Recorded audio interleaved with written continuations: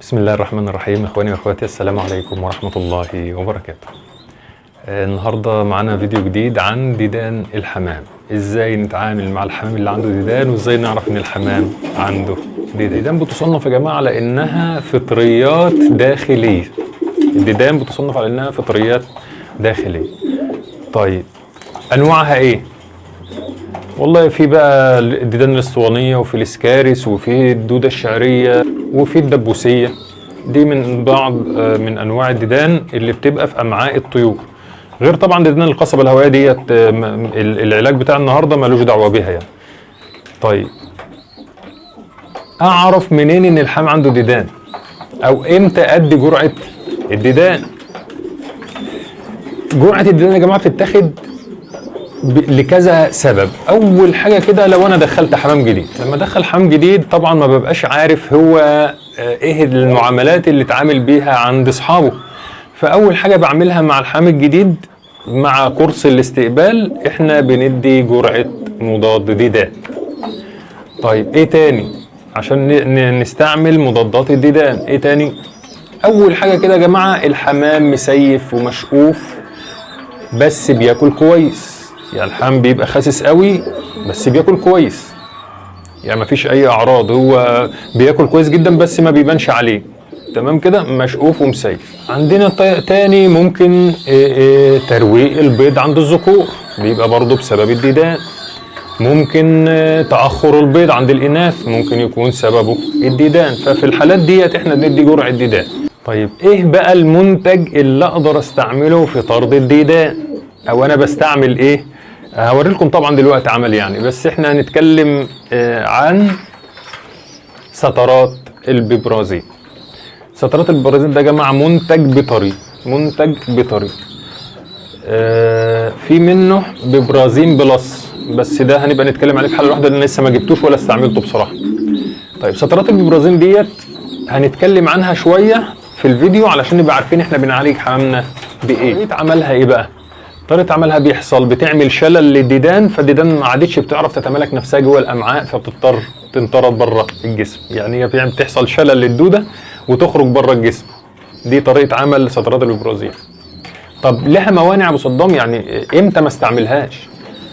يعني امتى افكر كده 100 مره واقول لا انا عندي مشكله في الحمام؟ ايه المشكله اللي تمنع استعمال سترات البيبرازين؟ المشاكل اللي تبقى عند الطيور او الحيوانات وتخليني امتنع عن استعمال سترات البيبرازين، اللي هو ضعف في وظائف الكلى والكبد. غير كده هي امان تماما ومفيش اي موانع تانية لاستعمال سترات البيبرازين.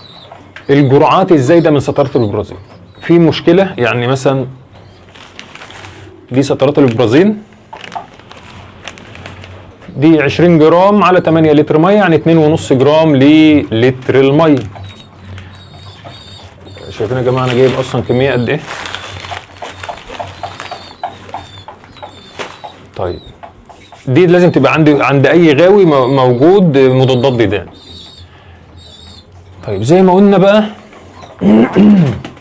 الجرعات الزايده بتعمل مشاكل. يعني لو انا حطيت الكيس ده بدل على 8 لتر حطيته على 2 لتر، فهل هنا هيظهر عندي مشكله؟ طبعا. الجرعات الزايده بتعمل مشاكل كتيره جدا. اول هي ساعات بتعمل افراز لعاب زائد بالنسبه للحيوانات، يعني بتعمل بقى سعال، بتعمل مغص، بتعمل تشنجات، بتعمل تقيؤ، بتعمل سرعه في التنفس. دي بالنسبه للجرعات الزايده من سترات البيبرازين. طيب هل سترات البيبرازين دي ليها فتره سحب؟ يعني لو انا اديت النهارده جرعه، طبعا بالنسبه للطيور بقى والحمام، الطيور عامه والحيوانات والحمام بصفه خاصه يعني، هل لو انا اديت النهارده جرعه مطارد ديدان سترات البيبرازين ينفع اذبح الحمام النهارده ولا ليه فتره سحب؟ فتره سحب سترات البيبرازين يا جماعه يومين للحوم. يعني مثلا انا اديت الجرعه النهارده، ممكن بعد 48 ساعه اذبح زغاليل عادي. بالنسبه للبيض واللبن 7 ايام، دي فتره سحب سترات البيبرازين. في حد ممكن يسالني بقى يقول لي يا ابو صدام، لو انا اديت سترات البيبرازين ديت هتاثر على البيض؟ يعني الحمام مثلا ده اذا كان هي بتعالج تاخر البيض.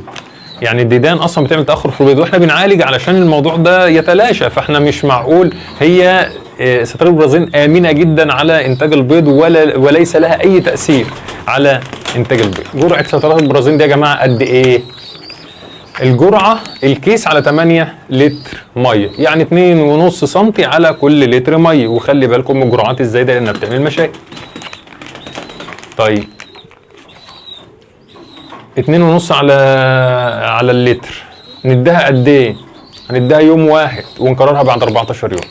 قال لك طب ليه؟ ما هي خلاص هي كويسه وحلوه واديناها النهارده وخلصنا من الديدان والموضوع خلص. طب ليه اكرر بعد 14 يوم؟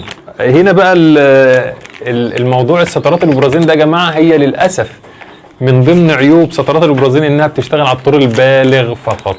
يعني دي لا تقتل يرقات، دي بتعمل شلل للطور البالغ، الدوده اللي هي المكتمله وتطردها.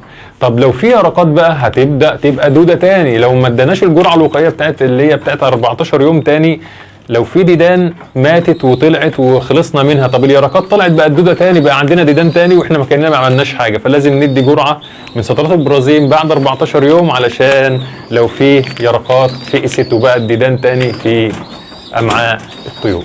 احنا بقى يا جماعه ازاي ندي سترات ببرازيل؟ يعني اديها في اي وقت في اليوم، اديها مباشر في فم الطيور، اديها بعد الاكل قبل الاكل، يعني ظروفها ايه؟ سترات البرازيل يا جماعه بتتاخد على عطش، الحمام يكون عطشان، واي حاجه للديدان، اي مضادات ديدان بتتاخد على جوع وعطش، بس سترات البرازيل بتتاخد على عطش فقط.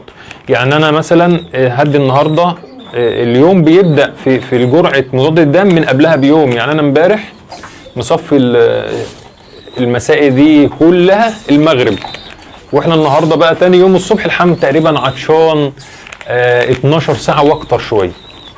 تمام. طب ايه بقى اللي بنعمله دلوقتي؟ اول حاجه هنعملها النهارده بقى عملي معاكم ان احنا هنعلف الطيور، يعني هنأكل الطيور بتاعتنا كويس، يعني نحط الاكل للطيور كويس اهو.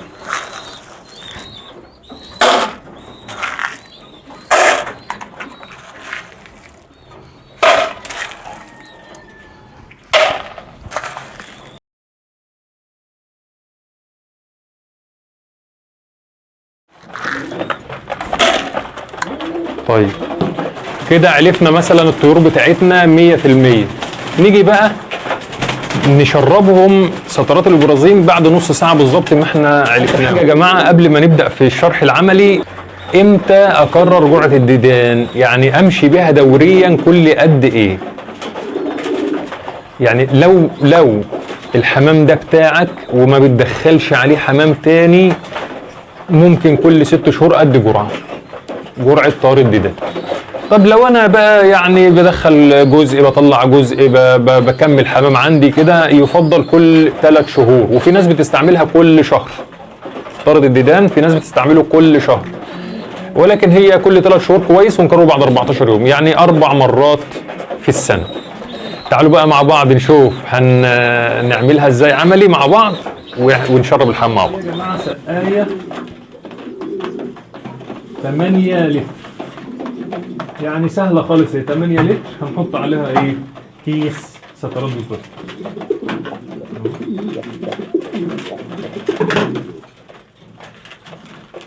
دي شكلها يا جماعه اهوت.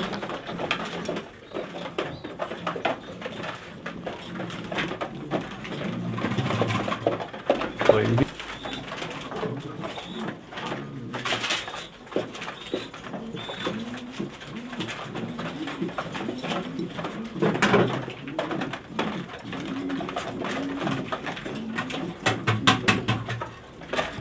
طيب هحط الميه ونرجع لكم.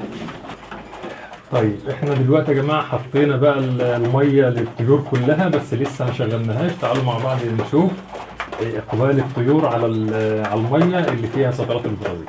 بس قبل ما نشيل الموبايل حابب اقول لكم يا ريت يعني يفضل تنظيف الادراج والارضيات قبل جرعه الديدان، علشان لو في اي ديدان تبقى سهل ان هي تبان معانا. يا جماعه زي ما انتم شايفين دي غرفه الشبابات،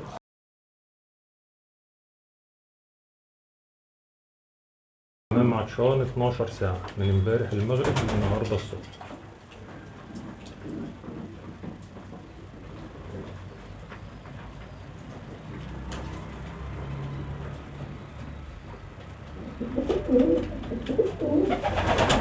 يا رب تكونوا استفدتم، وكده الفيديو بتاعنا يكون خلص. شكرا والسلام عليكم ورحمة الله وبركاته.